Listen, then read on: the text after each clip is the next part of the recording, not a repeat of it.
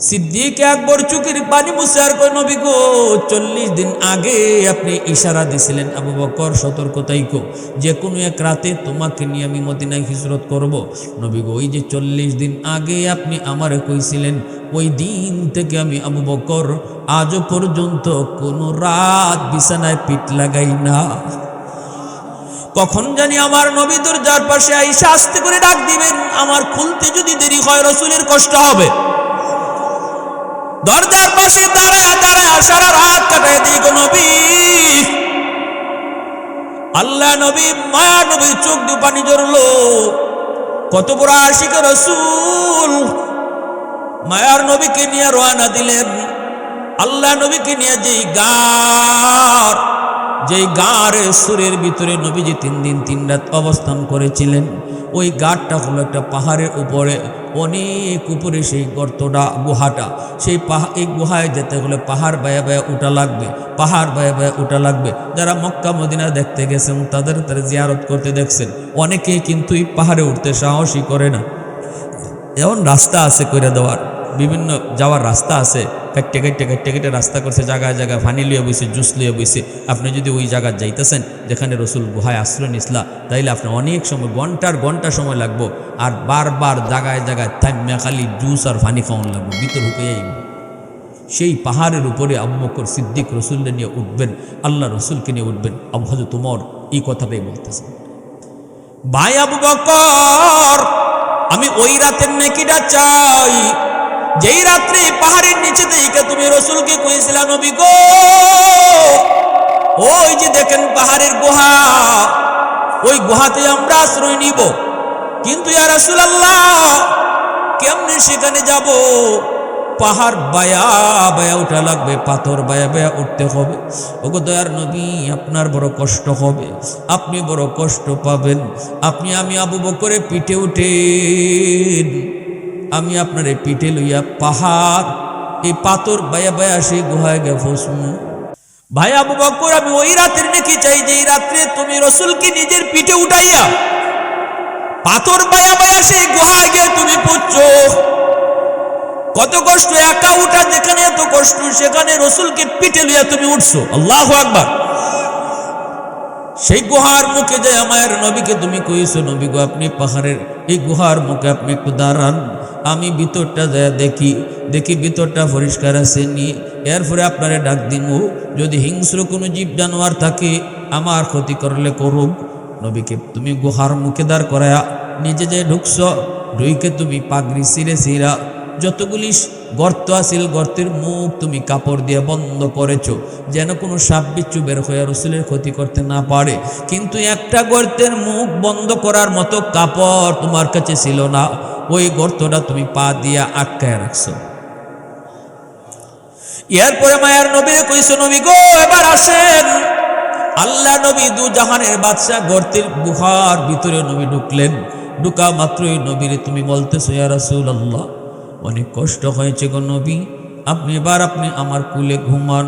অত জোরে আবু বকর, কষ্টটা তোমার হয়েছে কারণ তুমি রসুলকে ফিটে লইয়া পাহাড়ে উঠছো। সেদিন তোমার কষ্টটাই বেশি হয়েছে, কিন্তু বলছো ইয়া রাসূলুল্লাহ আপনার কষ্ট হয়েছে, আপনি ঘুমান। ঘুমের ব্যাপারও তোমার ঘুম বেশি দরকার ছিল রে ভাই আবু বকর, কারণ নবী তো 40 রাত ঘুমাইছে, কিন্তু তুমি তো ঘুমাও নাই। ঘুমের প্রয়োজনটা ছিল তোমার বেশি। নিজে না ঘুমায়া দু জাহানের বাচ্চারে নিজের কোলে তুমি ঘুম পাড়াইছো। এরপরে নবীর চেহারাটা তুমি নয়ন জোড়ায় জোড়ায় দেখছো। আমার মায়ার নবীর নুরানি চেহারা এত কাছে থেকে আমরা কোনো দিন দেখি নাই। তুমি রসুলরে নিজের কুলে ঘুম পাড়াইয়া যত মায়ার নজরে রসুলরে দেখছো। এই দিকে যে গর্তটা তুমি পা দিয়ে আটকায় রাখছো, এই গর্তের ভিতরেই ছিল বিষাক্ত সাপ। এই সাপটা বাইরে তো পারে না, তোমার পায়ে কামড় দিল, তুমি পা সরায় ফেলছো। এই বিষাক্ত সাপের বিষের যন্ত্রণা যে সাপের কামড় খাইছে সে জানে, কামড় যে খায় নাই সে কইতে পারতো না। এই বিষাক্ত সাপের বিষের যন্ত্রণাটা তুমি হজম করেছো দাঁতে দাঁতে কামড় খাই। বডিটা তুমি নাড়াচাড়া করো না, কারণ বডিটা নাড়াইলে রসুলের ঘুম ভেঙে যাবে।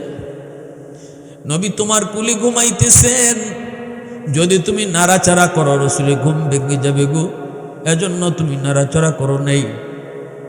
দাঁতে দাঁতে কিরিমিরি খায়া হজম করেছ এই বিষের যন্ত্রণা। এক পর্যায়ে তোমার চোখ থেকে 2 ফোঁটা পানি রসুলের গাল মোবারকে পড়ে গেল, সাথে সাথে নবীর ঘুম ভেঙে গেল। নবীজি ঘুম থেকে ওইটা, আবু বকর দোস্ত তুমি কাঁদো কেন? চেহারাটা কালো হয়ে গেল, কারণ কি?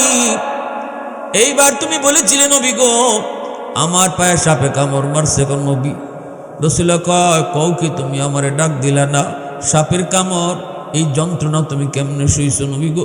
ডাক দিলে আপনার ঘুম ভাঙবে। ডাক দি মধুরের কথা, বডিটাও নাড়াই নাই যেন আপনার ঘুম না ভাঙবে।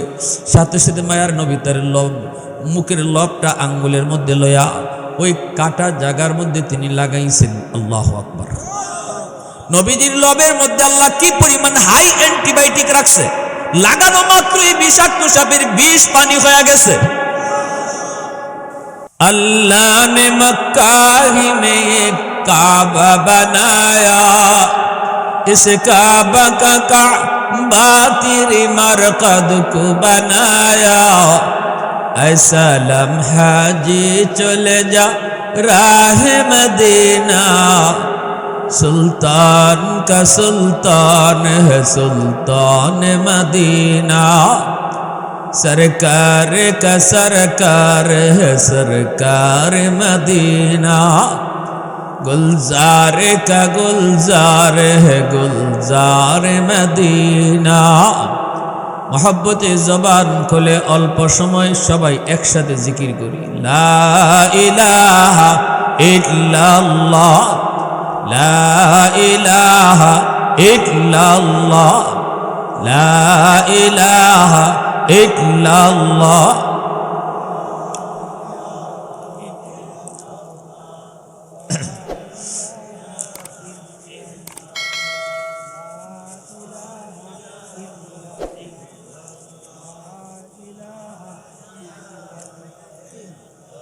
मोहब्बत आवाज दिया ला इलाहा इल्लाल्लाह, ला इलाहा इल्लाल्लाह।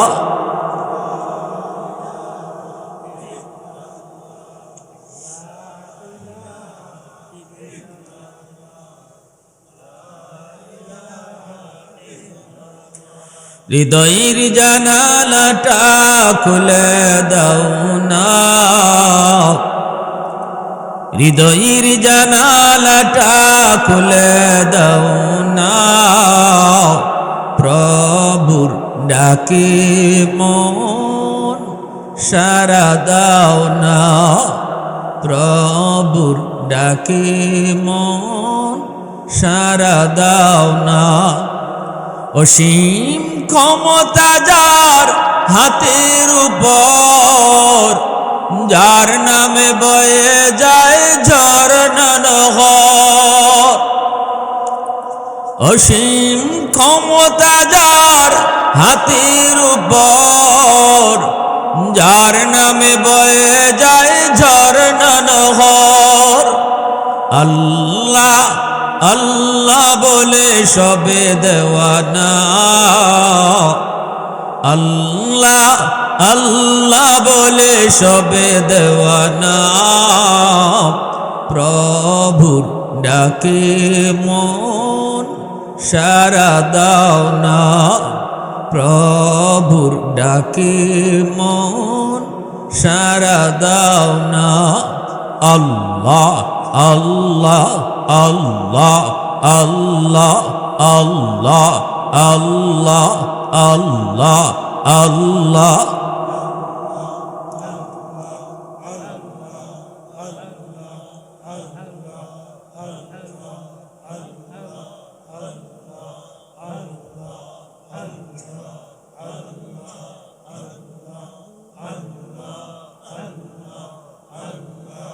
আল্লাহ আল্লাহ আল্লাহ আল্লাহ আল্লাহ আল্লাহ আল্লাহ আল্লাহ আল্লাহ আল্লাহ আল্লাহ আল্লাহ আল্লাহ আল্লাহ।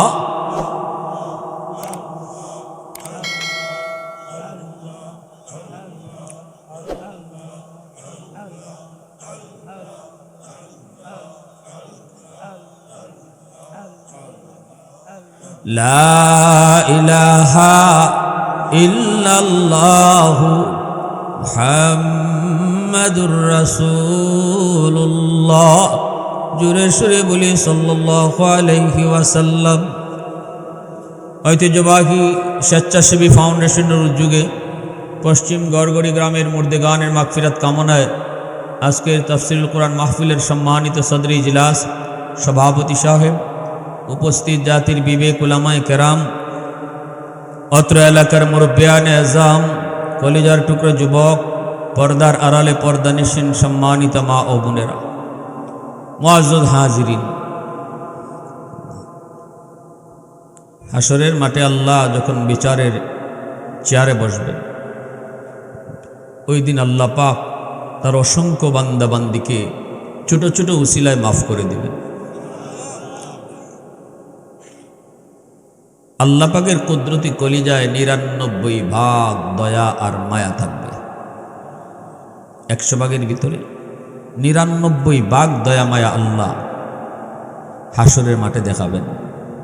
১ ভাগ মায়া আল্লাহ সমস্ত কায়নাতকে ভাগ ভাগ করে দিয়েছেন, আর ৯৯ ভাগই নিজের কাছে রাখছেন, যে মায়াটা আল্লাহ হাসরের মাঠে দেখাইবেন। সেদিন আল্লাহ পাক তার অপরাধী গুনাহগার বান্দাবান্দির পক্ষে থাকবা। দুনিয়াতেও দেখবেন বিচারক আসামির পক্ষে থাকে। যারা আইন আদালত কিছু বুঝেন তারা জানেন, সাক্ষী প্রমাণের ভিত্তিতে অপরাধ 100% প্রমাণিত না হওয়া পর্যন্ত কোনো জজ রায় দেয় না। এমনকি নিজের বাসা থেকে কোর্টে যাওয়ার পথে যদি কোনো খুন বা কোনো অপরাধী জজ সাহেব নিজের চোখে অপরাধীরে চিনে দেখে জানে, তবুও রায় দেওয়ার সময় জজ সাহেব এই কথা বলে না, এই মামলা ডিল করার সময় বলে না যে এই মামলার সাক্ষী লাগবে না, আমি নিজের তো সব দেখছি। এই কথা পৃথিবীর কোনো জজ বলে না, নীরব থাকে। আর বলে কি, প্রমাণ করো সে যে অপরাধ করছে, সাক্ষী কই, অথচ নিজেই দেখছে, কয় না। দুনিয়ার অপরাধী যদি আসামির পক্ষে থাকে, হাসরের মাঠে সকল বিচারকের বিচারক যিনি বিচারে আসনে বসবেন, ওই দিন আল্লাহ তার গুনাহগার অপরাধী বান্দাবান্দির পক্ষে থাকবা। নগণ্য একটা দুনিয়ার জজ অপরাধীর পক্ষে। এজন্য আল্লাহ হাসরের মাঠে খালি উসিলা খুঁজবা, কোন উসিলায় তার কোন বান্দারে মাফ করা যায়। হাদিস শরীফে রাসূল বলেন, একজন মানুষের ফয়সালা হয়ে গেছে জাহান্নাম, সে জাহান্নামের দিকে যাচ্ছে, কিন্তু বারবার শুধু পিছনে আল্লাহ পাকের দিকে তাকাইতেছে। আল্লাহ তারে ডাক দিয়ে জিজ্ঞেস করবেন, বান্দা তুই জাহান্নামে যাবি তো যাবি, কিন্তু আমার দিকে চাসকে? আল্লাহ, দুনিয়াতে আলেমুল আমার মুখে শুনছি, হাসরের মাঠে ছোটো ছোটো উসিলায় তুমি তোমার বান্দাবান্দিরে মাফ করবা। আল্লাহ, আমার মন বলতেছে আজকে আমারও তুমি কোনো একটা ছোটো উসিলায় মাফ করে দেও কিনা, এই আশা নিয়ে বারবার ফিসে চাইতেছে। আমার ভাইয়েরা, বন্ধুরা, যুবক, ওই মানুষটার কথাটা আল্লাহর কাছে বড় ভালো লাগলো। আল্লাহ পাক ফেরেশতাদেরকে বলবেন, আমার বান্দারে ফিরে আনো, তার আমল নামাটা আমি আল্লাহকে তোমরা দেখাও। আল্লাহ নিজেই তার আমল নামাটা দেখতে শুরু করবেন। আল্লাহ পাক বলবেন, বান্দা শুন, ওই যে তোর আমল নামায় দেখা যায় গুনার পাল্লা ভারী, নেকির পাল্লা হালকা, যার কারণে তোর ফয়সালা জাহান্নাম। কিন্তু আমি দেখতেছি বান্দা, তোর আমল নামার ভিতরে দুনিয়ার জমিনে কোনো এক জায়গায়, কোনো এক মাহফিলে, যেখানে আমি আল্লাহর কথা, আমার রসুলের কথা কইতেছিল, ওই মাহফিলের কোনো এক জায়গায় তুই বসা। বান্দা, একটু আমি আল্লাহরে কেন সেখানে সেদিন তুমি গিয়েছিলা? তখনই কইব, মালিক, দুনিয়ার কোনো লোভে নয়, দুনিয়ার কোনো কিছু পাওয়ার জন্য নয়, একমাত্র গিয়েছিলাম তোমাকে খুশি করার জন্য।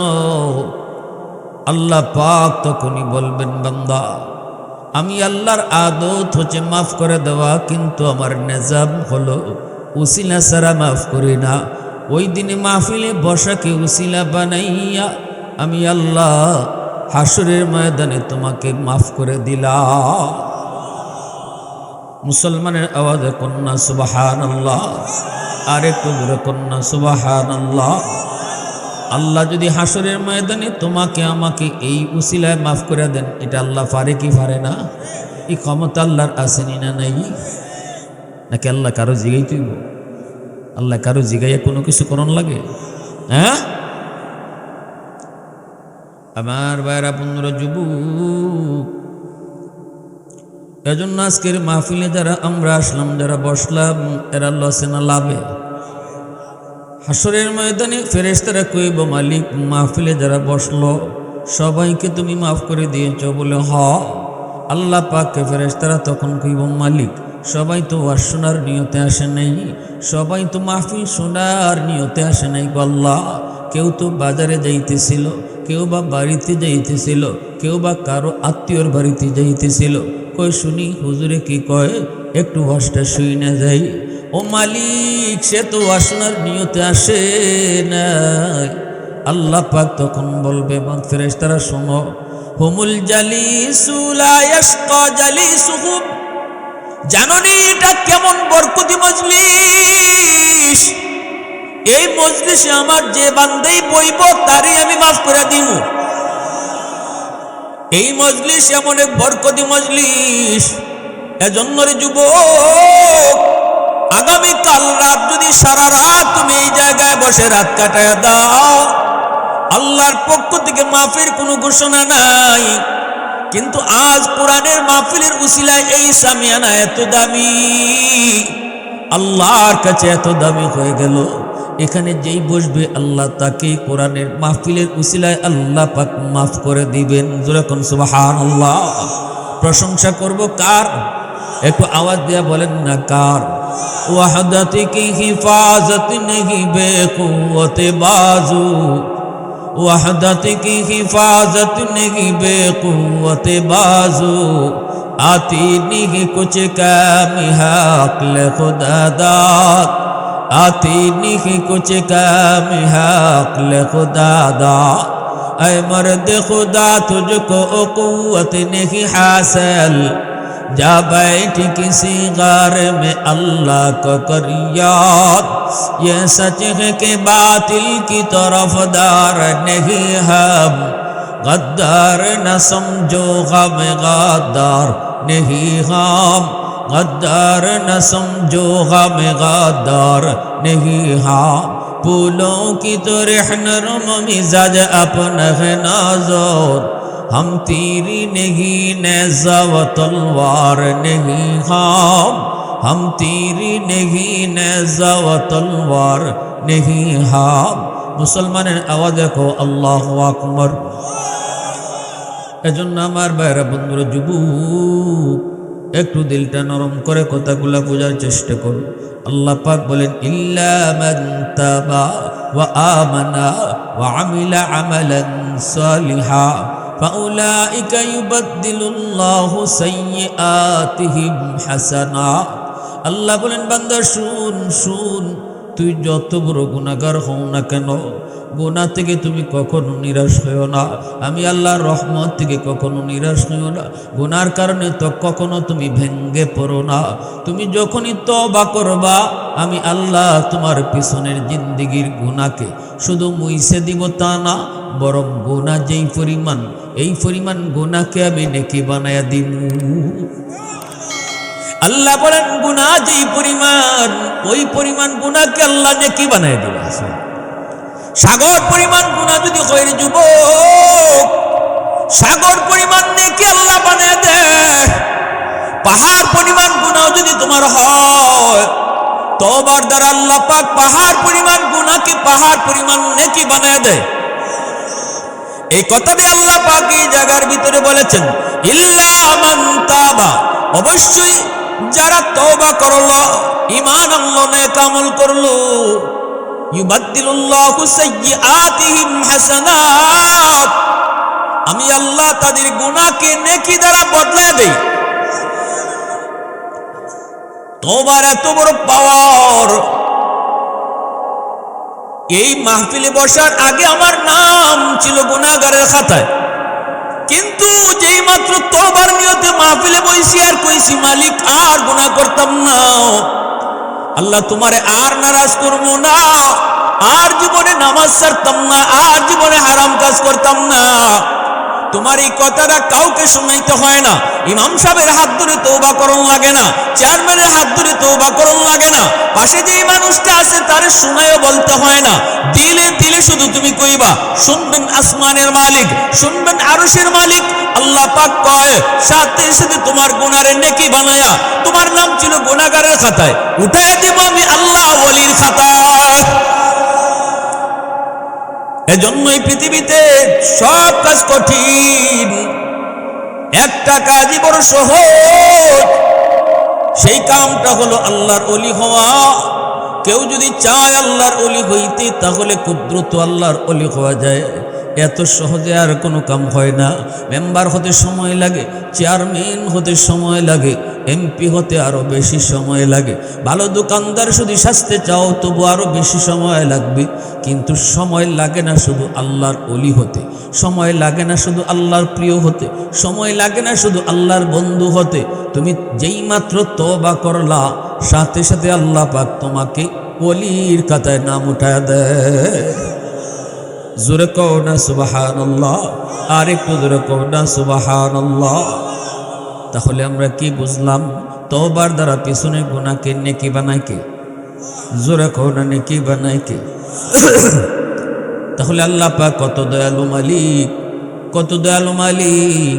আল্লাহ পাক বুঝায় বান্দারে, গুনাহ করা বড় অপরাধ না, বড় অপরাধ হলো গুনার পর যদি তওবা না করো। গুনাহ হয়ে যাওয়াটা এটা বড় অপরাধ না আল্লাহর কাছে।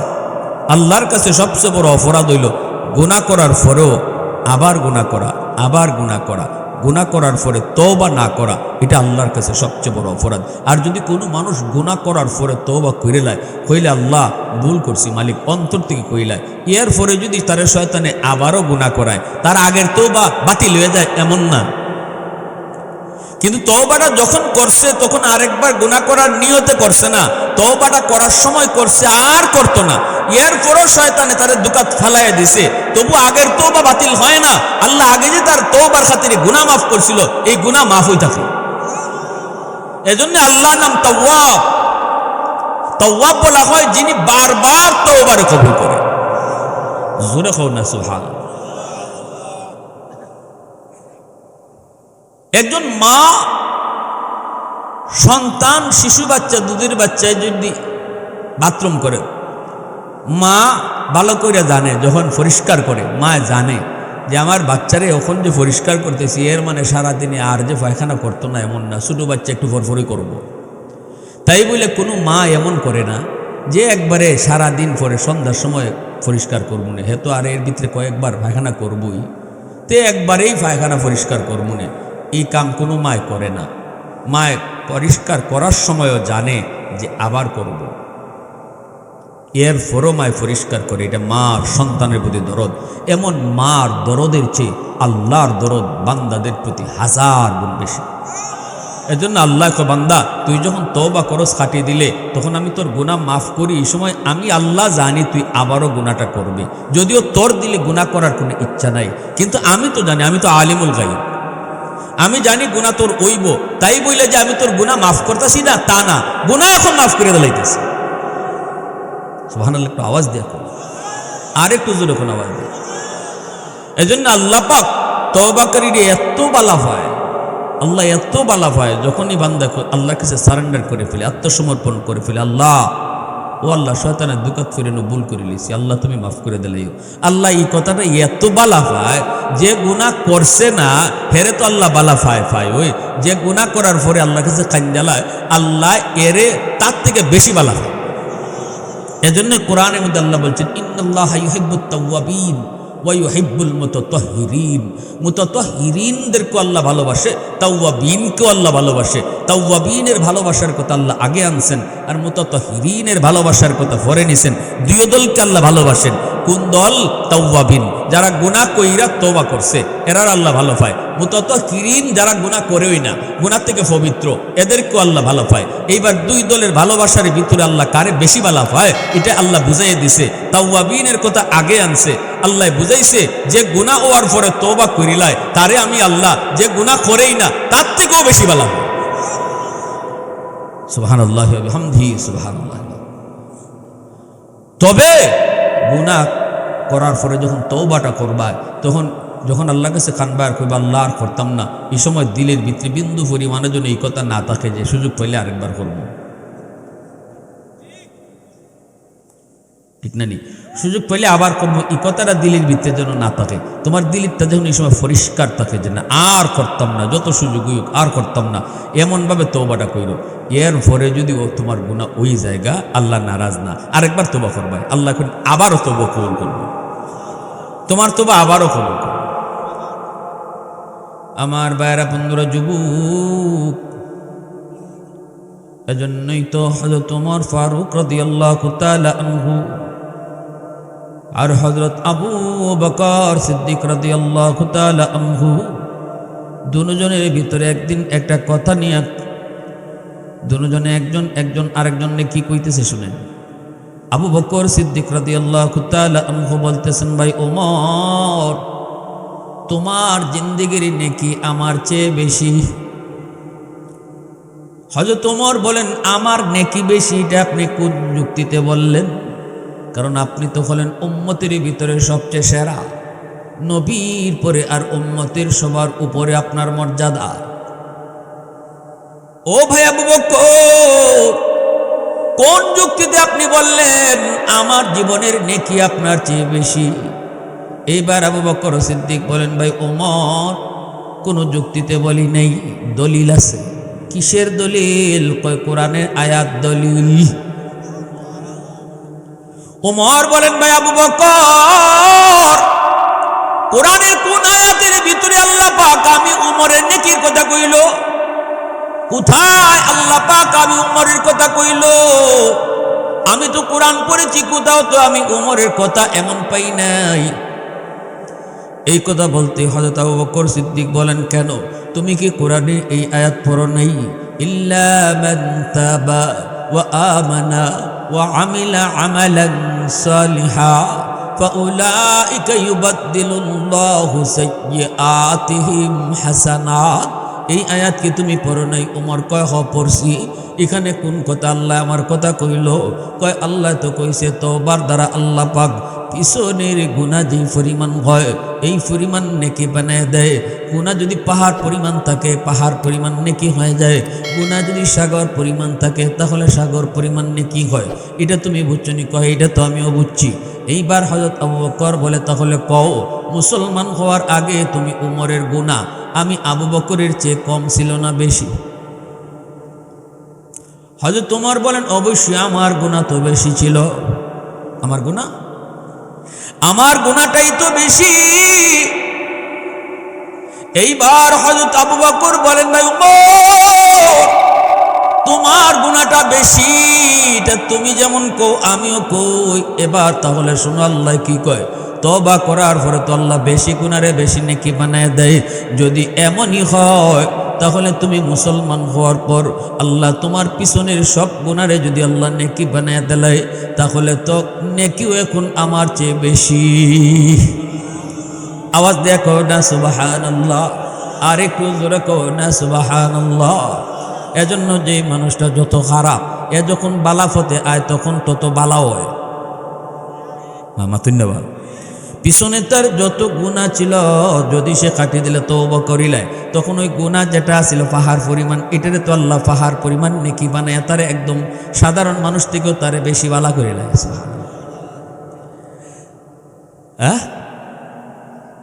বহু বড় বড় ডাকাত খুনি তওবার পরে জগৎ বিখ্যাত ওলি হইছেন না? নিজামুদ্দিন আউলিয়া কিতা আসলাম জোরে মাতো না গেল। 99টা কইরেও কই না আরেকটা ওইলে ফুসাইলেন সেঞ্চুরি। এরপরে তওবা করে নিয়েছে। এমন তো এক ডাকাইতে একদিন দেখুন ডাকাইতে ফাল লইয়া ওই যুগের ওই ডাকাতি করার জন্য বাইরেছে।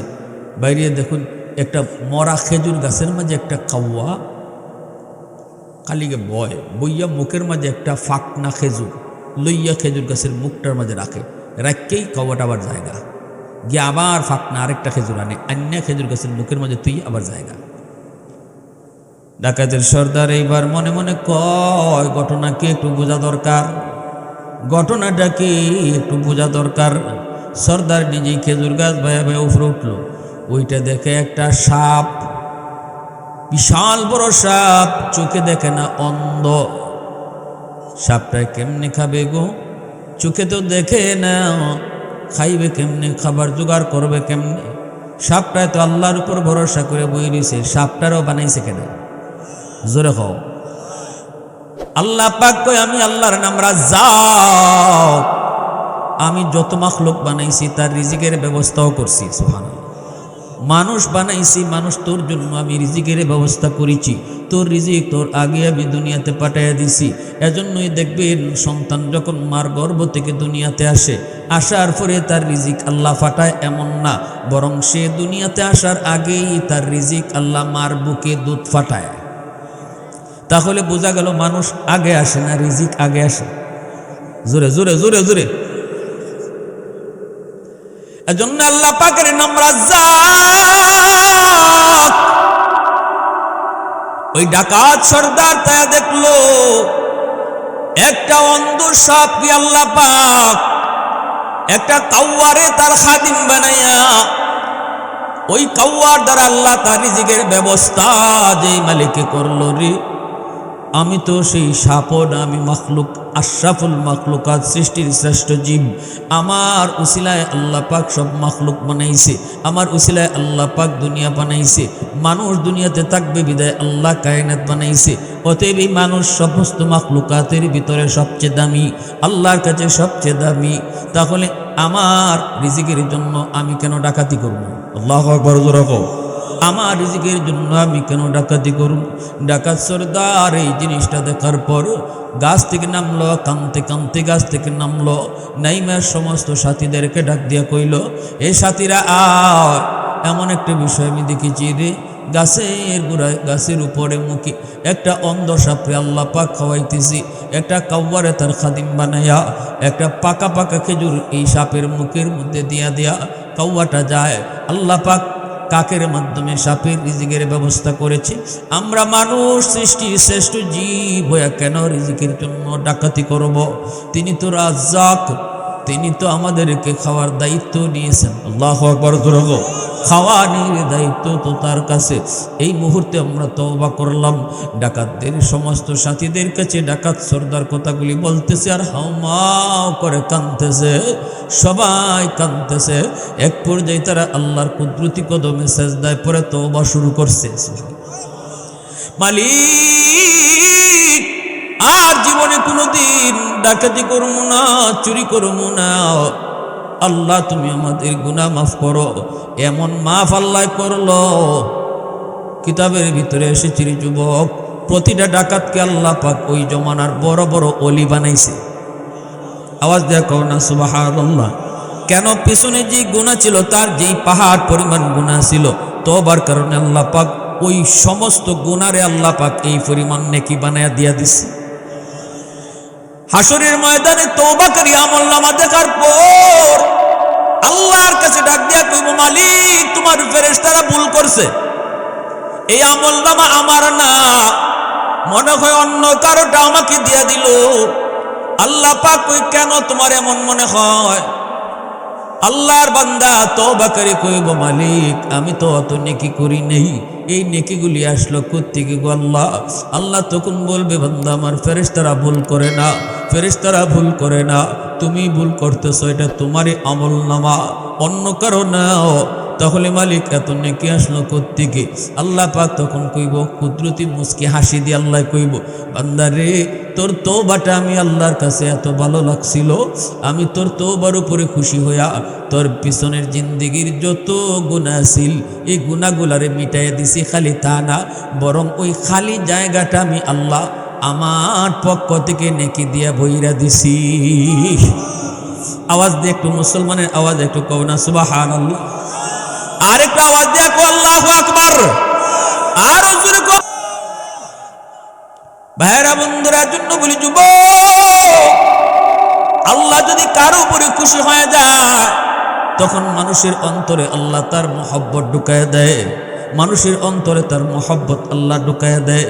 তওবাকারী সে যদি আল্লাহর ওলির দপ্তরে নাম উঠায় তখন মানুষও তার মহব্বত করে। এজন্য ওলি আল্লাহদেরকে মানুষে বালা পায়। মাথা না গেলে জুড়ে হোক, ওলি আল্লাহদের প্রতি মানুষ দুর্বল না? মানুষ মহব্বত করে কেন? আল্লাহ তারে ভালোবাসে, এজন্য মানুষের অন্তরে তার মহব্বত আল্লাহ ঢুকায় দেয়। শহীদ উসমান হাদি কলেজে পড়ে, ভার্সিটিতে পড়ে একজন যুবক, এই স্বেচ্ছাসেবী ফাউন্ডেশনের যুবক, তোমার মতো একজন যুবক ঢাকা ইউনিভার্সিটির মতো জায়গায় পড়ালেখা করার পর আল্লাহরে কেমন খুশি করা করছে রে যুবক। উসমান হাদি শহীদ হয়, সারা বাংলাদেশ তার জন্য কান্দে। নারী নাই, পুরুষ নাই, শিশু নাই, বৃদ্ধ নাই, সবাই তার জন্য কান্দে। এখনো পর্যন্ত তার কবরের পাশে কয় রাত দিন নেই, অল টাইম মানুষ আসেই আছে। কে কোত্থেকে আসতেছে কেউ জানে না। আমি তো মনে করি হাদির জানাজায় শুধু মানুষ না, হাদির জানাজায় ফেরেশতারাও হাজির হয়েছিল। জানাজায় এখনো তার কবরের পাশে জিয়ারত হয়, সব মানুষ না। রক্তের মানুষের জন্য মানুষ এত কান্না করে না, রক্তের ভাইয়ের জন্য এত কান্না করে না। হাদির জন্য মানুষ যেই কান্না করলো, কেমনে সম্ভব? একটাই কারণ, সে আল্লাহরে খুশি করছে। আল্লাহরে খুশি করা ছাড়া কেউ এত জনপ্রিয় হতে পারে না, এত মানুষের দিলের ভিতরে জায়গা নিতে পারে না। আল্লাহরে খুশি করা ব্যতীত মানুষের দিলে এইভাবে জায়গা নেওয়া যায় না। যুবক, তুমি একজন যুবক, হাদিও একজন যুবক। যুবক, আমি তোমাকে বলি না তুমি কলেজ বাদ দিলাও, আমি তোমারে বলি না তুমি স্কুল বাদ দিলাও, আমি বলি না তুমি ভার্সিটি বাদ দিলাও, মাদ্রাসায় এসে ভর্তি হও। সব যদি হাফিজ সাহেব হয়ে যায় ডাক্তার হবে কি? সব যদি মুফতি সাহেব হয়ে যায় ইঞ্জিনিয়ার হবে কি? আমি বলবো তুমি কলেজে পড়ো, ভার্সিটিতে পড়ো, তবে দিলের ভিতরে আল্লাহরে বসাও। কে বসবে? কারে বসাইবা? কারে? আল্লাহরে দিলের ভিতরে বসাও, আল্লাহ তোমারে সমস্ত মাখলুকের দিলে বসায় দিব। তুমি আল্লাহরে বসাইবা, আল্লাহ তোমারে সবার দিলে বসায় দিব। এজন্য মনে রাখো যুবক, তোমার পথ দেখায় গেছে হাদি। কোন পথে চললে পরে আল্লাহরে খুশি করা যায়? ভরসা করবা শুধুমাত্র কার উপর? নামাজের সময় নামাজ বলতে পারো না, হাদি তো কখনো নামাজ ভুলে নাই। আলোচনার ভিতরে, মিটিংয়ের ভিতরেও যদি আজানের আওয়াজ শুনছে, হাদি বলছে চলো বন্ধু মালিকে ডাকে, মালিকের কদমে সেজদা দিয়ে আসি। আল্লাহু আকবার। ঢাকা ইউনিভার্সিটির মতো জায়গায় পড়ালেখা করে যেই যুবক দিলে আল্লাহর এইভাবে বসাইল, ভরসা করলো শুধু আল্লাহর উপর, কোনো পরাশক্তির ভয় করে কথা বলল না, হক কথা বলল। কারণ যুব সমাজ সবসময় সত্য বুঝে এবং সত্যের পক্ষে থাকে। যুবকরা সত্যের জন্য জীবন দিতে প্রস্তুত থাকে। আসতে কেন? জোরে বলো। বাংলাদেশের যুবকরা দেখাইছে না সত্যের পক্ষে থাকলে পরে কিভাবে বিজয় সম্ভব। সময় চেঞ্জ করে দেয়, যুগ আলাদা করে দেয়, জায়গা পরিবর্তন করে দেয়, নীতি বদলায় দেয়। যুব সমাজ যদি এক হয়, ঠিক না? তারা সব সময় যুবকরা মনে রাখবা সত্যকে তারা ভালো করে বুঝে। এর জন্য আমার রসুল যখন মক্কায় কালেমার দাওয়াত দেন তখন রসুলের বিরোধিতা করেছে লিডাররা, কিন্তু রসুলের পক্ষে ছিল মক্কার যুব সমাজ। আল্লাহ রসুলের পক্ষে যুব সমাজ ছিল। রসুলের ডানে বামে সামনে পিছনে মক্কার যুবকরাই ছিল। এই জন্য রসুল যুবকদেরকে বড় ভালোবাসতেন। এবং আল্লাহও বলছেন, যখন কোনো যুবক যৌবনে আমি আল্লাহরে ডরাইয়া চলবো, ওই যৌবনকালেই আমি তার নাম অলির তালিকায় উঠাই দিই। এই জমিনে যত আল্লাহর অলি হয়েছেন প্রত্যেকে অলির দফতরের নাম লেখাইছেন যৌবনে। যৌবন কাল ওলির হওয়ার বয়স 1000 বুড়া মানুষ সেজদাতে আল্লাহর হওয়া, আর একজন যুবক যৌবনের সেজদাতে আল্লাহর হওয়া। এই দুইজনের সেজদা যদি এক পাল্লায় উঠানো হয় তাহলে যুবকের সেজদার পাল্লা ভারী হয়ে যায়। কারণ রাসূল বলেন লা ওয়ারাকাল কাফি আও কামা ক্বালা নবী আলাইহিস সালাম। রাসূল বলেন জানোনি, যখন কোন যুবক যৌবনে পাগলামি করবে না, বন্ধুদের সাথে গান বাজনায় যাবে না, জিনা ব্যভিচার করবে না, মিথ্যা কথা বলবে না, চুরি ডাকাতি করবে না, বাপ মার সাথে বেয়াদবি করবে না, মুরব্বীদের সাথে বেয়াদবি করবে না, উলামায়ে কেরামের সাথে বেয়াদবি করবে না, যেই যুবককে যৌবনে মসজিদে পাওয়া যায়, যেই যুবককে রমজানে রোজা রাখতে দেখা যায়, যেই যুবককে বাপ মার সেবা করতে পাওয়া যায়, যেই যুবককে মুরব্বীদের সম্মান করতে দেখা যায়, যেই যুবককে যৌবনে উলামায়ে কেরামকে তাজিম করতে পাওয়া যায়, ওই যুবক রাসূল বলেন তোমরা জানো না সে যৌবনেই আল্লাহর ওলির দফতরে নাম উঠায়। এজন্যই তো আল্লাহ পাক বলেন জানোনি আমি আল্লাহ কত বড় দয়ালু, আমি আল্লাহ আমার বান্দাদের প্রতি কত দয়ালু, আমি আমার বান্দার প্রতি কত দয়ালু জানোনি। আলা কুল্লা ইয়াউমিন ওয়াল আরদু ইস্তাজিলু রাব্বাহু ওয়াল বাহরা ইস্তাজিলু রাব্বাহু ওয়াল মালাইকাতু ইস্তাজিলু রাব্বাহু। আল্লাহ পাক বলেন জানোনি প্রতিদিন কিন্তু জমিন আমি আল্লাহর কাছে আবদার করে, আল্লাহ ও আল্লাহ অনুমতি দাও আবতালু ইবনা আদম ফি করি, নাফরমান গুলাকে আমি জমিন গিলে ফেলবো, সুদকুর ঘুষখোরকে আমি জমিন গিলে ফেলবো। ও মালিক অনুমতি দাও জিনাকুরকে আমি জমিন গিলে ফেলবো, গাঞ্জাকুরকে আমি জমিন গিলে ফেলবো। আল্লাহ কই কেন? কই আমি কত কাল আর এদের পায়ের বোঝা নিমু, আল্লাহ ঘুষখোরের পায়ের বোঝা কতকাল নিমু, আল্লাহ সুদকুরের 5 তলা বাড়ির বোঝা আমি জমিন আর কতকাল সইমু গো আল্লাহ। আসবিরু ইলা মাতা আসবিরু, ধৈর্য ধরব তো আর কতকাল ধৈর্য ধরব? বলো তো একটু যুবক, একটু দিলটা নরম করে কও জমিন কার কথা শুনি, একটু জোরে কও না কার কথা শুনি। আল্লাহ পাক বলেন জমিন কেন তুই আমার বান্দারে গিলে ফেলতে চাও? কেন জমিন তুমি ভূমিকম্প দিয়া জমিন দশায় দিতে চাও? 100% ভূমিকম্প জমিন দিতে চায় আমার আপনার গুনার কারণে। কারণ গ্রামে যদি জরিপ করো দেখবা বেনামাজির সংখ্যা গ্রামের ভিতরে বেশি, বাজারে জরিপ করো দেখবা বেনামাজি দোকানদারের সংখ্যা বেশি, ঘরের ভিতরে তুমি জরিপ করো দেখবা বেনামাজির সংখ্যাই বেশি। সর্ব জায়গায় শুধু গুনার পাল্লা ভারী, গুনার পাল্লা ভারী। এজন্য জমিনে আর সইতে পারে না। জমিনে কো আল্লাহ অনুমতি দিবানি, নাফরমানকে গিলে ফেলবো, সুদকুরের 5 তলা বাড়ির বোঝা আমি আর সইতে পারি না, আল্লাহ অনুমতি দাও। আমি জমিন ওর বাড়িটা একদম মিলিন করে দেই, আমি মাটির নিচে ওর বাড়িটা নিয়ে যাই। আল্লাহ পাক কই বান্দা শুন শুন, এইভাবে শুধু জমিন নয় সাগর মহাসাগরও প্রতিদিন আমার কাছে দরখাস্ত করে। কক্সবাজারের পারে প্রতিনিয়ত কত নাফরমানি, কত বেহায়াপনা হয় রে যুবক, কত যুবক যুবতী যায় অন্যায় কাজে লিপ্ত হয়। সাগরের পানিটা চায়া চায়া গুনাহগুলা দেখে আল্লাহর কাছে আবদার করে, মালিক আর সইতে পারি না, আল্লাহ আর সইতে পারি না, অনুমতি দিবানি। ওই নাফরমানকে আমি পানি ডুবায় ফেলবো।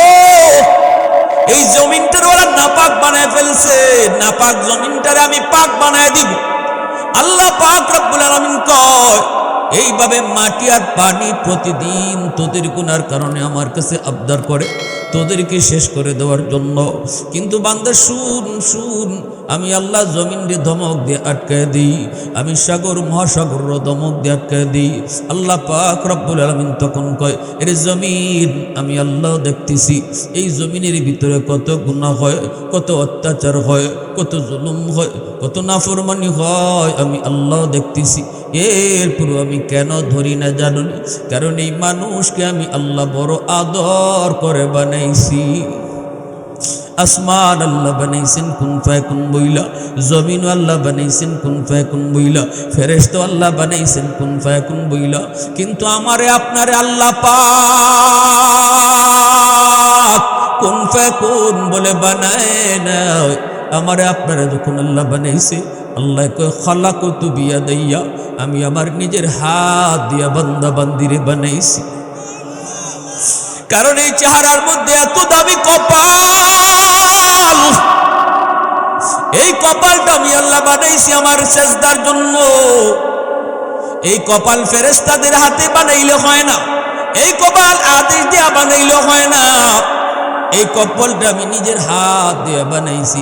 এজন্য আল্লাহ পাক রব্বুল আলামিন কয়, রে জমিন ভালো করে শুন, আমি তো বানাইছি মানুষ, এজন্য আমি আল্লাহর কষ্ট লাগে। তুই তো মানুষ বানাস নাই, তোর কেন কষ্ট লাগবে? আমি তো বানাইছি, শুধু জেনতেন ভাবে বানাই না। আমার ফেরেশতা বানাইতে আমি আল্লাহ হাত লাগাইছি না, কিন্তু এই মানুষ বানাইতে আমি আমার নিজের হাতটা লাগাইছি। এই মানুষের ধ্বংস দেখলে আমি আল্লাহর কুদরতি কলিজায় বড় মায়া লাগে। এজন্য আমি ধৈর্য ধরে আছি, আমি আল্লাহ দেখতেছি। এরপর আমার বান্দারে সুযোগ দিছি, তওবা কর। ও বান্দা, তোর 60 বছর বয়সেও যদি তোর তওবা করার সুযোগ পাস, তওবাটা কর। 60 বছরের গুনাহকে আমি আল্লাহ 60 বছর লাগাইতাম না মাফ করার জন্য, 60 মাসও লাগাইতাম না, 60 ঘন্টাও লাগাইতাম না, 60 মিনিটও লাগাইতাম না। 60 বছরের গুনাহকে আমি আল্লাহ 60 সেকেন্ডে মাফ করে দিব। এজন্য আল্লাহ পাক কয়, বান্দা শুন, নিরাশ হবি না। কুল ইয়া ইবাদিয়াল্লাযীনা আসরাফু আলা আনফুসিহিম লা তাকনাতু মির রাহমাতিল্লাহ। এজন্য আল্লাহ কয়, কখনো নিরাশ হবি না রে বান্দা। ও বান্দি, তুই কখনো নিরাশ হইস না।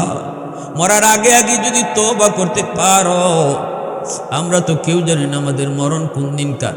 অতএব এই রাত কার জীবনের শেষ রাত কেউ জানি না।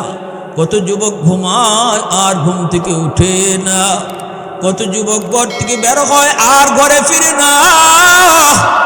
প্রতিনিয়ত যুবকের মৃত্যুর খবর। অতএব তোমাকে আজকের রাত্রেই তওবার রায়। তুমি খাটি দিলে খালি কই, আল্লাহ আর গুনাহ করতাম না, আল্লাহ আর মারে কষ্ট দিতাম না গো, আর হারাম কাজ করতাম না। আল্লাহ কই, বান্দা তোর দিলের কথাটা তোর পাশে যে বয়া হেও শুনতো না, কিন্তু আমি আল্লাহ শুনবো, কিন্তু আমি আরশের মালিক শুই না তোর সব গুনাহ মাফ কইরা গুনাহ যেই পরিমাণ আছিল এই পরিমাণ নেকি বানায়া দিমু। এজন্য হযরত আবু বকর সিদ্দিক বলতেছে, ভাই উমর, তোমার পিছনের জীবনের গুনাহ তো বেশি, এটা তুমিও মানো আমিও মানি। এখন ইসলাম গ্রহণ করার পর তওবা করার কারণে আল্লাহ তো তোমার গুনাহরে যদি নেকি বানায়া দেয়, তাহলে গুনাহ যেমন আগে আমার থেকে বেশি আছিল, এখন নেকিও তো আমার থেকে বেশি। এই কথাটা বলা মাত্রই হযরত ওমর এবার চোখের পানি ফেলে কান্দে আর বলতেছে, ভাই আবু বকর, আমি কোনো তর্কে যাব না, আমি আর কোনো কথা বাড়াইতাম না, কারণ আমার আল্লাহর কথা তুমি দলিল নিয়ে আসছো, এখানে আর কোনো কথা চলে না। তবে আমি তোমার কাছে একটা আবদার করি, চলো আমরা দুজনের নেকি বদলা বদলি করি। তুমি তোমার জিন্দগির সব নেকি আমারে দিবানি, আমি ওমর আমার সব জীবনের সব নেকি দিয়া দিমু। যেহেতু আমার নেকি তুমি বেশি কইতেছো, আমি বেশিটাই তোমারে দিলাইমু, তোমার কমটা আমারে তুমি দিবানি। ও ভাই আবু বকর, তোমার জিন্দগির সব নেকি লাগবে না, শুধু আমারে এক রাইতের নেকি দিবাইনি। এক রাইতের নেকি যদি তুমি আমি উমরকে দেলাও, আমি উমর গোটা জিন্দগির নেকি দিয়া দিমু। फारूक तेरा नाम से इस्लाम रहेगा, फारूक तेरा नाम से इस्लाम रहेगा, दुनिया की अदालत में तेरा नाम रहेगा, दुनिया की अदालत में तेरा नाम रहेगा, सिद्दीक तेरा नाम से इस्लाम रहेगा, दुनिया की सदाकत में तेरा नाम रखेगा, दुनिया की सदाकत में तेरा नाम रखेगा, उस्मान तेरा नाम से इस्लाम रहेगा, दुनिया की सखावत में तेरा नाम रखेगा, दुनिया की सखावत में तेरा नाम रखेगा। मुसलमान आवाज़ को अल्लाहु अकबर। ভাইরা বন্ধুরা, আবু বকর সিদ্দিক বলতেছে, ভাই উমর, কোন রাইতের নেকি তুমি চাও? বললাম দিব না, এক রাইতের নেকি যে তুমি চাও আর এর বিনিময়ে জীবনের নেকি দিয়া দিবা কোন রাইতের? হযরত ওমর তখন চোখের পানি জড়ায় কয়, ভাই আবু বকর, যেই রাতে তুমি আমার মায়ার নবীর সাথে মক্কা থেকে মদিনায় হিজরত করছিলে, যেই রাতে আমার মায়ার নবীর সাথে তুমি মক্কা থেকে মদিনায় হিজরত করছো, ওই রাতের নেকিটা যদি আমাকে দাও, আমি ওমর কথা দিলাম আমি গোটা জিন্দেগির নেকি তোমাকে দিয়ে দিব। সুবহানাল্লাহ। বাইরে এ ভাই, ওই রাতের নেকি আমি চাই যে রাতে তুমি দরজার সামনে দাঁড়াইছিলা, গভীর রাত, মায়ার নবী তোমার আসতে যায় ডাক দিছেন, আবু বকর। রসুলের ঘর দুশ্মন চতুর্দিক দিয়ে ব্যারিকেড দিয়ে ফেলছে, দুশ্মন রসুলের ঘরের চতুর্দিক দিয়ে হাতিয়ার নিয়ে দাঁড়ানো। এইবার আল্লাহ কয়, বন্ধু তুমি এখনই হিজরত করো। আল্লাহর নবী কয়, মালিক কেমনে বাইরিতাম, ঘরের চারদিকে তো দুশ্মন দাঁড়ায় রয়েছে দেশি হাতিয়ার লইয়া। আল্লাহ কয়, বন্ধু এক মুষ্টি বালু হাতে তুমি নিবা, দুশ্মনের দিকে বালু তুমি ইটা মারবা, আমার কালামের আয়াত পইরা, সুবহানাল্লাহ, সূরা ইয়াসিনের আয়াত পইরা ফু দিবা, এরপরে বাকিটা করবো আমি আল্লাহ। নবীজি কয়, মালিক সামনের দিকে যদি মারি বাম পিছনের দুশ্মন তো বেঁচে যায়, ডানে মারলে বামের দুশ্মন বেঁচে যায়, আল্লাহ কোন দিকে মারবো? আল্লাহ কয়, বন্ধু কোনো একদিকে মারা তোমার কাম, সাইরো দিকের দুশ্মন রে অন্ধ বানায় দেওয়া আমি আল্লাহর কাম। সুবহানাল্লাহ। মায়ার নবী, দয়ার নবী, তিনি আলী রাদিয়াল্লাহু তাআলা আনহুকে বলছেন, আলী, ও আলী তুমি আমার বিছানায় শুয়ে থাকো। আলী, আমি যেইভাবে শুয়েছিলাম এইভাবেই তুমি শুয়ে থাকো, একটা চাদর মুড়ি দিয়ে তোমার শুয়ে যাইমু, ফারবাইনি তুমি শুইতে? আলী কয়, নবী কয়, ফারমু। রসুল কয়, আলী এটা বড় হাই রিস্ক, ওরা যে কোনো মুহূর্তে তোমাকে মুহাম্মদ মনে করে হামলা করতে পারে, মুহাম্মদ মনে করে তোমার কল্লা আলোক করে দিতে পারে, একটু বুঝে শুনে কও তুমি এই প্রস্তাবে রাজিনি? আলী বলে, নবী গো, মুহাম্মদ মনে করে যদি আমাকে ওরা হত্যা করে ফেলে আমি খুশি মনে রাজি। আল্লাহু আকবার। তবু আমার মায়ার নবীকে আল্লাহ বলছেন হিজরত করার জন্য, নবী চলে যাবেন। নবী আলী রাদিয়াল্লাহু তাআলা আনহুকে শোয়া, নবী যে আলীর উপরে সবুজ চাদর দিয়ে ঘুম পাড়ায়া, আলীর হাতে এই দুশ্মনগুলা যারা রসুলের ঘরে চতুর্দিকে আসছে মারার জন্য, এদের কিছু আমানত নবীর হাতে ছিল, ওই আমানতগুলি আলীর হাতে বুঝাইয়া রসুল তিনি বের হবেন। আলীকে বুঝাইয়া দিলেন, ও আলী, ওই যে আসছে আমারে মারার লাগে আবু জেহেল, এর ইডে রাখা, এর হিডে রাখা, এর ইডে রাখা। দুশ্মন রসুল মানত না, কিন্তু কত বড় আমানতদার মানত, নিজের বোর কাছে জিনিস না রাখতে রসুলের কাছে রাখত, বাইর কাছে না রাখতে রসুলের কাছে রাখত, বাফে ফুতের কাছে না রাখতে রসুলের কাছে রাখত। আর একটু আওয়াজ দেখো, সুবহানাল্লাহ। এজন্য রসুল কইসাল্লাহ, ইমান আলিম আল্লাহ আমানত আল্লাহ, আমানতদারি যার নাই তার ইমানই নেই, আমানতদারি যার নাই তার ইমানই নেই। আল্লাহ রসুল আমানতের গুরুত্ব বুঝাই গেছেন, যে দুশ্মন আসছে রসুলকে মারার লাগি, আমরা ওইলে কইলাম নি একটা আগে খা, ঠিক না নি? আমার কাছে জিনিসটা কি এখন আমারে মারতে হয়েছে, একটা আগে শেষ কর। কিন্তু আল্লাহ রসুল কই, না, হে আমার দুশ্মন হইতে পারে, কিন্তু আমার কাছে আমানত রাখছে, তার জিনিস তারে পৌঁছেই দিতে বালি। আমি যদি এখন যাইগা তাইলে এরা কইব মোহাম্মদ আমাদের আমানতের জিনিস লিয়া বাকছে, অতএব এদের লিস্ট দেয়া গেলাম, এই লিস্ট এদের এই মাল আমার কাছে আমানত আছে, আলীর কাছে দিয়া বুঝাইয়া দিয়া রসুল সূরা ইয়াসিনে আয়াত পইরা তিনি মাটি যারা দিলেন, সবগুলা দুশ্মনরা আল্লাহ অন্ধ বানাইয়া দিছে, আর নবীজি এদের পাশ দিয়ে বের হয়ে গেছে। ইবলিসে কয়, তোরা কার বারসাস গেছি গিয়া, হে তো বুঝে, গেছি গিয়া রে, গেছি গিয়া। কই গেছে? গেছি গিয়া, কই গেছে মানে সব পেনতে খালি চোখ কসলায়, কোন বাই গেছে, কোন বা দেখেন, আর চোখের মধ্যে দুলা পড়ছে তো খালি চোখ কসলায়। তোরার চোখ কসলানির ভিতরে দিয়ে গেছে গিয়া। আল্লাহ রসুলকে হাজির হয়েছেন হযরত আবু বকর সিদ্দিক রাদিয়াল্লাহু তাআলা বাড়িতে। আল্লাহরে যদি জিগাই, আল্লাহ তোমার বন্ধু আমানত রেখে গেছে আলীরা তো, কিন্তু তুমি তোমার বন্ধু তোমার কাছে তো আমানত, এই আমানত কার কাছে রাখতেছ? আল্লাহ খুব আমার আমানত আবু বকরের কাছে পাঠাইছে। আবু বকরকে আল্লাহ কত মায়া করে। সিদ্দিক আকবর, নবীজি সিদ্দিক আকবরের ঘরের সামনে হাজির, গভীর রাত, মদিনার সমস্ত মানুষ ঘুমন্ত, পাকপাখালি ঘুমন্ত, নবীজি দরজার সামনে এসে আস্তে করে ডাক দিলেন, আবু বকর। সাথে সাথে সিদ্দিক দরজা খুলে দিলেন। এবার রসুল বলেন, আবু বকর, এত আস্তে করে ডাক দিলাম, দরজা খুলছো কেমনে? ঘুমাও নেই? সিদ্দিক একবার চোখের পানি মুছে আর কয়, নবী গো, 40 দিন আগে আপনি ইশারা দিছিলেন, আবু বকর সতর্ক থাইকো, যে কোনো এক রাতে তোমাকে নিয়ে আমি মদিনায় হিজরত করব। নবী গো, ওই যে 40 দিন আগে আপনি আমারে কইছিলেন, ওই দিন থেকে আমি আবু বকর আজও পর্যন্ত কোনো রাত বিছানায় পিঠ লাগাই না। কখন জানি আমার নবী দরজার পাশে আইসা আস্তে করে ডাক দিবেন, আমার খুলতে যদি দেরি হয় রসুলের কষ্ট হবে। দরজার পাশে দাঁড়ায় দাঁড়ায় সারা রাত কাটায় দিই গো নবী। আল্লাহ নবী, মায়া নবীর চোখ দিয়ে পানি ঝরলো। কত বড় আশিক রসুল, মায়ার নবীকে নিয়ে রওনা দিলেন। আল্লাহ নবীকে নিয়ে যেই গাড়ের সুরের ভিতরে নবীজি 3 দিন 3 রাত অবস্থান করেছিলেন, ওই গাড়টা হলো একটা পাহাড়ের উপরে, অনেক উপরে সেই গর্তটা, গুহাটা। এই গুহায় যেতে হলে পাহাড় বায়া বায়া উঠা লাগবে, পাহাড় বায়া বায়া উঠা লাগবে। যারা মক্কা মদিনা দেখতে গেছেন তাদের জিয়ারত করতে দেখছেন, অনেকেই কিন্তু এই পাহাড়ে উঠতে সাহসই করে না। এমন রাস্তা আছে করে দেওয়ার, বিভিন্ন যাওয়ার রাস্তা আছে, কাটতে কাটতে কাটতে কেটে রাস্তা করছে, জায়গায় জায়গায় ফানি লিয়ে বইছে, জুস লিয়ে বইছে। আপনি যদি ওই জায়গায় যাইতেছেন যেখানে রসুল গুহায় আশ্রয় নিসলা, তাইলে আপনার অনেক সময়, ঘন্টা সময় লাগবো। আর বারবার জায়গায় জায়গায় থাম্যা খালি জুস আর ফানি খাওয়ান লাগবো, ভিতর হুকেই।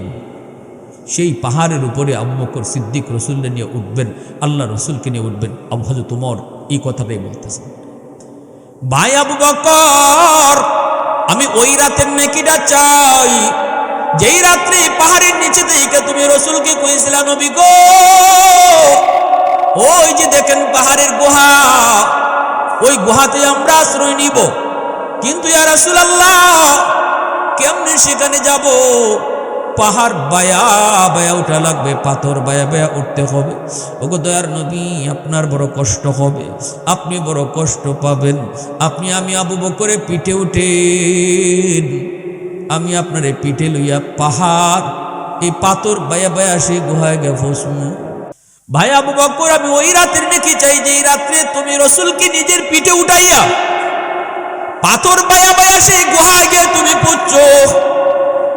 কত কষ্ট একা উঠা, যেখানে এত কষ্ট সেখানে রসুলকে পিঠে লইয়া তুমি উঠছো। আল্লাহু আকবার। সেই গুহার মুখে যায় মায়ের নবীকে তুমি কইছো, নবী গো, আপনি পাহাড়ের এই গুহার মুখে আপনি একটু দাঁড়ান, আমি ভিতরটা যায় দেখি ভিতরটা পরিষ্কার আছে নি, এরপরে আপনারে ডাক দিব। যদি হিংস্র কোনো জীব জানোয়ার থাকে আমার ক্ষতি করলে করুক। নবীকে তুমি গুহার মুখে দাঁড় করায়া নিজে যে ঢুকছ, ঢুইকে তুমি পাগড়ি সিরা যতগুলি গর্ত আছিল গর্তের মুখ তুমি কাপড় দিয়ে বন্ধ করেছো, যেন কোনো সাপ বিচ্ছু বের হয়ে রসুলের ক্ষতি করতে না পারে। কিন্তু একটা গর্তের মুখ বন্ধ করার মতো কাপড় তোমার কাছে ছিল না, ওই গর্তটা তুমি পা দিয়া আটকায় রাখছো। এরপরে মায়ার নবীরে কইছো, নবী গো, এবার আসেন।